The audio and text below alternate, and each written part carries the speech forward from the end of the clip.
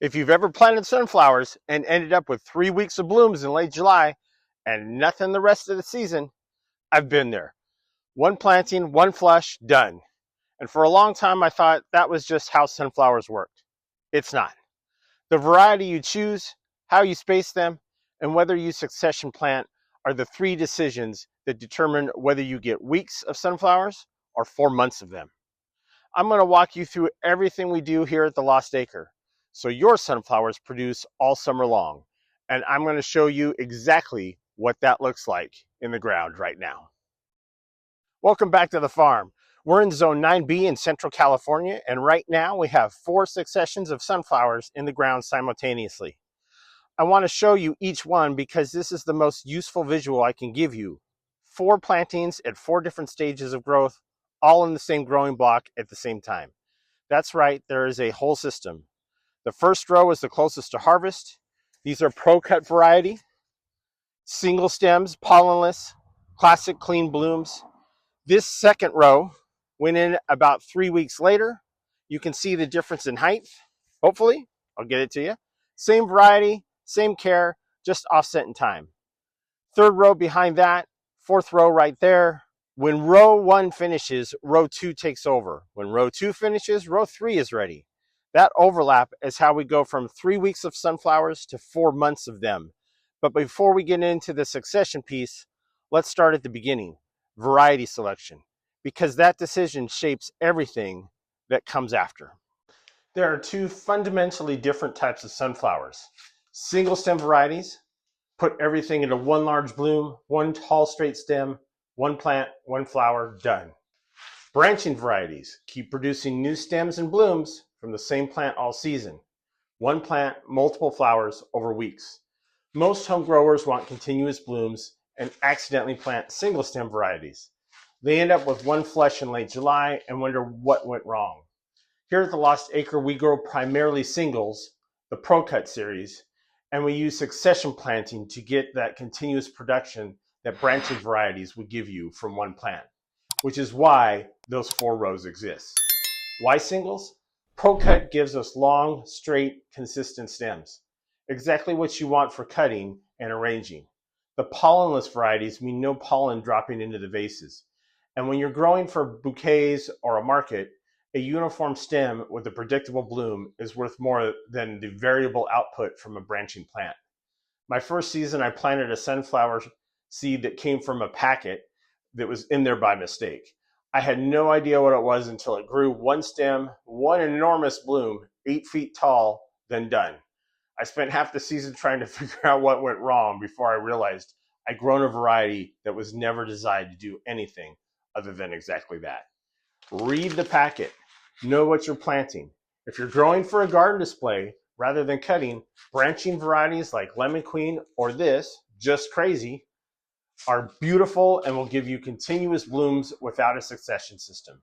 But for cut flower production at farm scale, single and succession schedule is the combination that we keep coming back to. I'll put a link in the description, Sunflower Selections, where we get most of our sunflower seeds from. Unlike zinnias, which we start indoors, sunflowers strongly prefer to be direct sown. They develop a deep taproot very early, and they do not like having that root system disturbed. When you start them indoors and transplant, even carefully, you risk stunting them.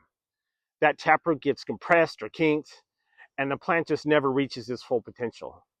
Direct sow after your last frost date when soil temperatures are constantly above 50 degrees. Plant seeds about 1 inch deep.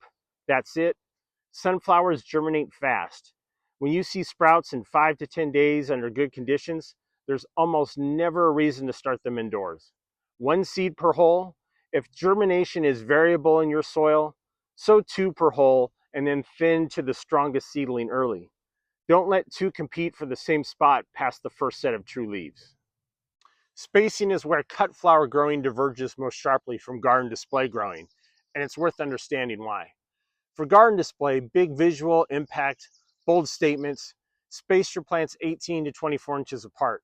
Let them get wide. Enjoy the show.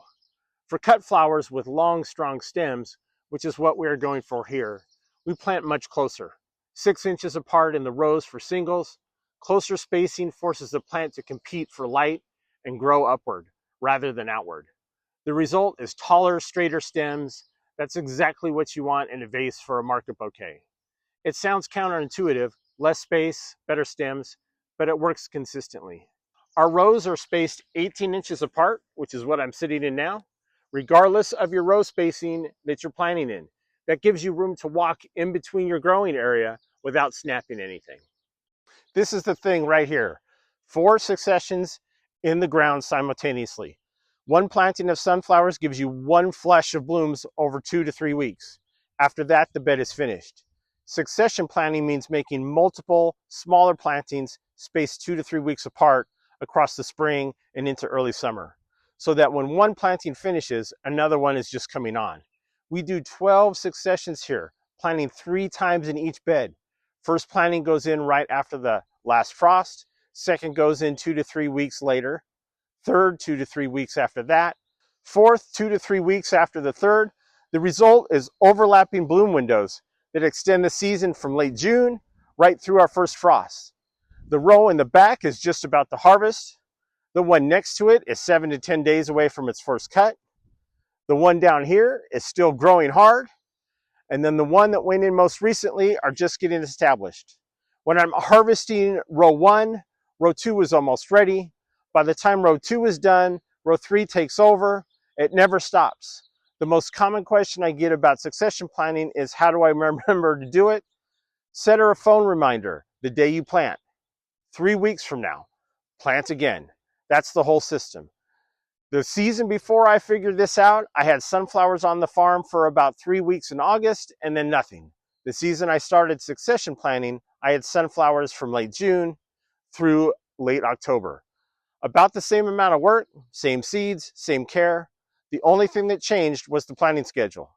If you take one thing from this entire video, this is it. Plant more than once, 2 to 3 weeks apart every time. Sunflowers are drought tolerant once established, but they need constant moisture during germination and the first 3 to 4 weeks. We water at the base. Drip lines run right through these rows, not overhead. Wet foliage invites powdery mildew later in the season, and we live close to the river, which already gives us more moisture in the air than most farms deal with. We also cover our rows with burlap right after seeding. It helps keep moisture in and the birds from eating your seeds. Just check daily after the 4th or 5th day for signs of germination. Once you start to see the signs of the seeds poking up, remove the burlap. Fertilizer, go easy on it. Too much nitrogen early gives you massive leafy plants that are slow to bloom. We amend with compost at planting and use balanced, slow-release organic blend fertilizer through the whole season. If your sunflowers are growing tall and leafy but not forming buds, nitrogen is almost certainly the culprit. Pull back on the feeding and be patient. Single stem varieties in exposed locations benefit from a stake. Put it in when the plant is 12 to 18 inches tall, not when it's 4 feet tall and already leading. On the farm, we just use stakes and a rope system to hold our rows together. This is the part most growing guides leave out, and it's the difference between a sunflower that lasts 10 days in the vase and one that is collapsed by day 3. Cut when the bloom is in what's called marshmallow stage. Petals are just starting to unfurl from the center. The face of the flower is not yet fully open. Like right here, like this one. Not this one. At marshmallow stage, you have 10 days to 2 weeks for vase life ahead of you. Cut a fully open sunflower and you have 3 to 5 days if you're lucky. Cut it in the early morning when the stems are fully hydrated and temperatures are low. We're out here at 8 a.m. on harvest day. Cut a 45-degree angle, strip the lower leaves that would sit below the water line, and put them straight into water that is room temperature. We condition them in the walk-in cooler for a few hours before they go out into arrangements. If you don't have a cooler, a cool shady spot out of the direct sun works fine. Change vase water every 2 days. Sunflowers drink. They do not like heavily fouled water. That is the #1 reason they collapse before their time. One thing I want to leave you with that I didn't fully cover in the steps: what to do when the succession row finishes. Don't pull the plant immediately. Leave them for 2 to 3 days after the last bloom is cut. The roots are still feeding the soil, and pulling them too early disturbs the beds around them. Cut the stems at the base, leave the roots in the ground, and directly sow your next succession in the gap. The root system breaks down and feeds the next planting. That's the full cycle that most people miss. The full picture: choose your variety deliberately. Singles for long, straight cut flowering stems, branching for continuous garden display from one plant. Direct sow after last frost, 1 inch deep, no indoor starting. Space 6 inches apart in the row for cutting, wider for displays. Plant succession 2 to 3 weeks apart. That takes you from June through your frost. Water at the base. Go easy on the nitrogen. Stake your singles early if they're by themselves, and cut at marshmallow stage in early morning. And when the row is finished, cut at the base, leave the roots, and sow the next succession in the gap. Do all of this and you will have sunflowers all summer long. If this gave you a clearer picture of how to actually grow sunflowers for cutting, not just for the garden, go ahead and hit subscribe. We cover cut flowers from seed all the way to the vase every week here on the Lost Acre.